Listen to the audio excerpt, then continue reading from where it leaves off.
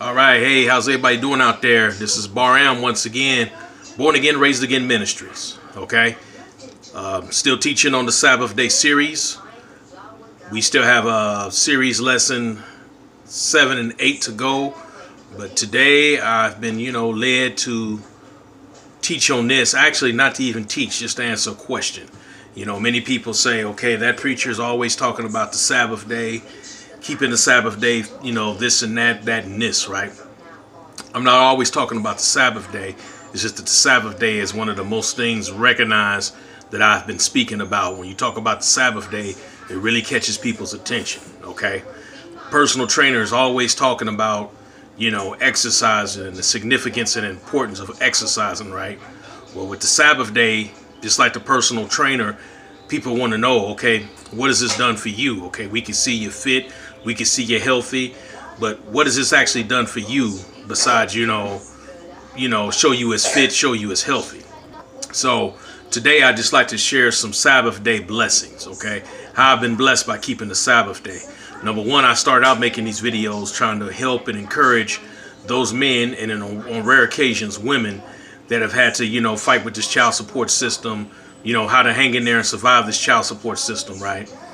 If it hadn't been for me keeping the Sabbath day, I really don't believe I could have stood as strong as I did, throughout, my child support struggle, okay? It's not the case of not wanting to pay child support, because I believe in taking care of my kids. It's just that the amount of money that the child support system charges people compared to, their income, what's coming in, it's just a ridiculous amount. I don't know many that can survive on a third of their income going towards one child, especially if you're not making a big wage, okay? Big salary each year, but that's another story, okay? So how does the Sabbath day bless me? All right, number one, I'm more woke than I've ever been. More woke than I've ever been. Once I started keeping the Sabbath day, and I started keeping it and recognizing it because the Spirit put it on my heart, then I started doing my own research and study, right? Doing my own research and study, I started to see so many things that I was so blind to when I was sitting in a pulpit somewhere, or even sitting in a pew somewhere at a Sunday church service. Sunday church service, the pastor or the pastors, they just wouldn't teach outside and beyond tradition, okay? Especially in certain denominations. Certain denominations, they're trained and ordained, this and that and this, to stay within the perimeters of the denomination, okay? Whatever the founder said, they don't cross the line and go beyond that, okay? So once I stepped out of the traditional church, once I stepped out of the denominative church, once I stepped out of the Sunday church and started doing study for myself, I'm more woke now than I've ever been, okay? Some people that's members of the ministry have said they've learned more sitting under this teaching, sitting under the doctrines that the Spirit puts on my heart to teach the people.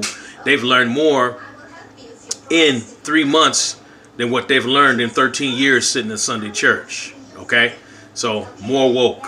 Number two, land and property. Okay, all right, baby, I'll be right with you. Okay, land and property, right? Land and property, okay? Been blessed with an abundance of land, been blessed with an abundance of property, okay?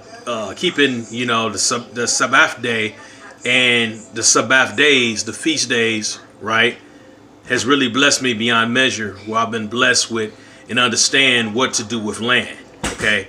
Land is not given as just a possession to say that we have land.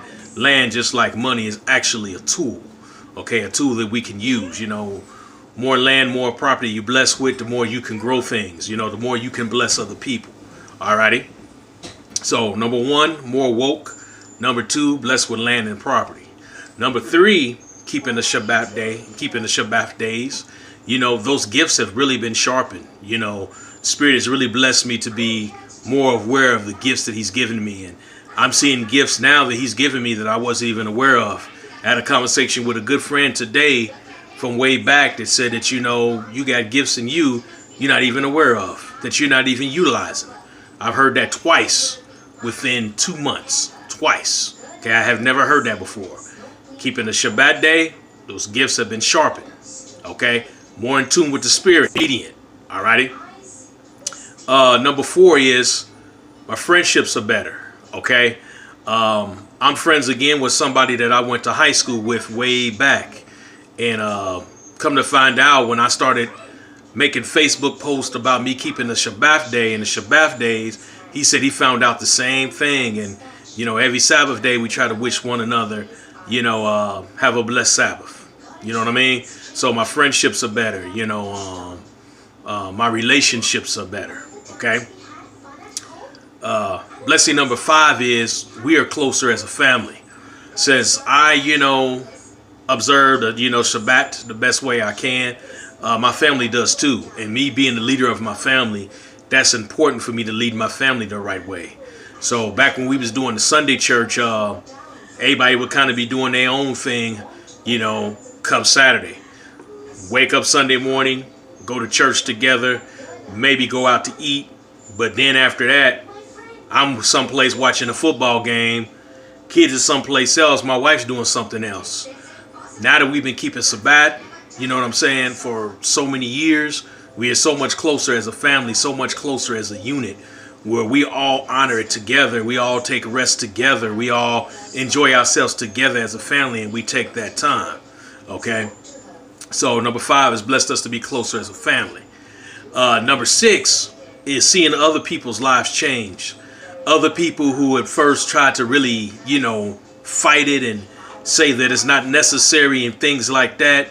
Those people who have finally accepted it, and I didn't try to press it on nobody. It's just that, you know, sometimes when you've been doing things so long, traditionally, you want to fight it. I know I was like that too. But seeing other people grab a hold to it and see how it's actually changed their lives to where they now can go down the same level of blessings and be like, man, this has really changed my life. I've drawn so much closer to the Most High. I feel so much better being obedient, keeping all his commandments, not just the 9, all 10 of the commandments. You know, I've learned so much. I'm so woke now. I have better friendships. I'm closer with my family. You know, my gifts are being sharpened. You know, I'm seeing gifts that I never seen.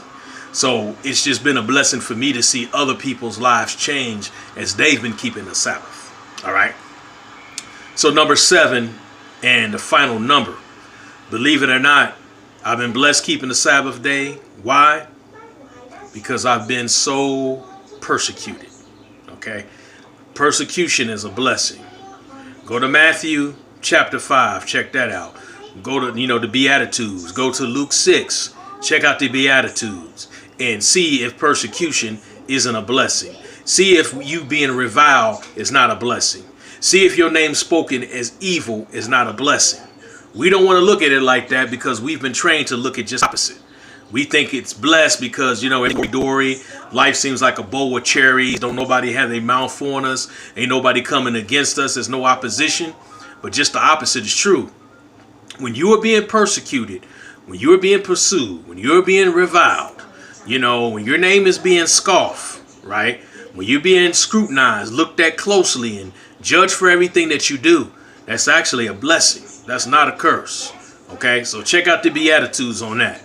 So with that being said, those are the 7 ways that I have been blessed by keeping the Sabbath day.